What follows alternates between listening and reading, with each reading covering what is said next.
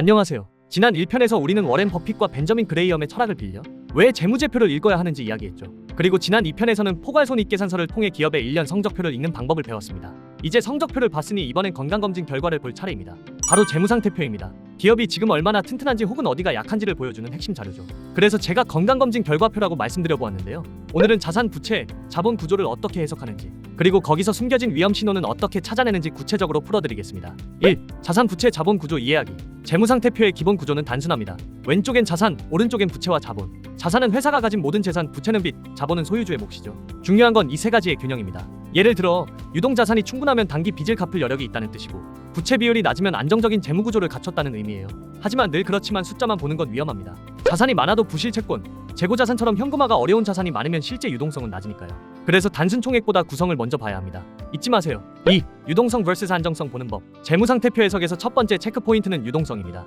유동자산 나누기 유동부채 비율이 1 이상이면 단기 채무를 상환할 능력이 있다는 뜻입니다. 하지만 이 비율이 높다고 무조건 좋은 건 아니에요. 현금 대신 재고나 외상 매출금이 많으면 숫자는 높아도 실제 현금 흐름은 나쁠 수 있거든요. 두 번째 포인트는 안정성입니다. 부채 비율이 100% 미만이면 안정적이라고 보지만 업종별로 적정선이 다릅니다.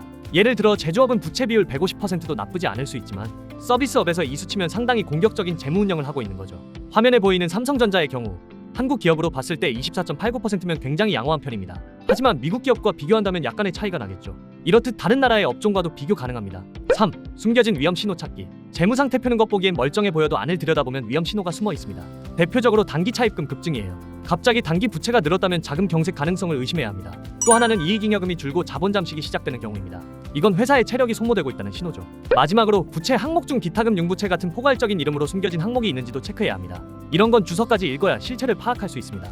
이 정도만 파악하셔도 기업의 건강검진 결과를 이해하시는 데에는 큰 문제가 없으실 거라고 생각되는데요. 재무상태표는 단순히 자산이 많다, 부채가 적다라는 결론만 내는 서류가 아닙니다. 그 속의 구성과 변화, 그리고 숨어있는 신호를 읽어내야 기업의 진짜 건강 상태를 알 수 있습니다.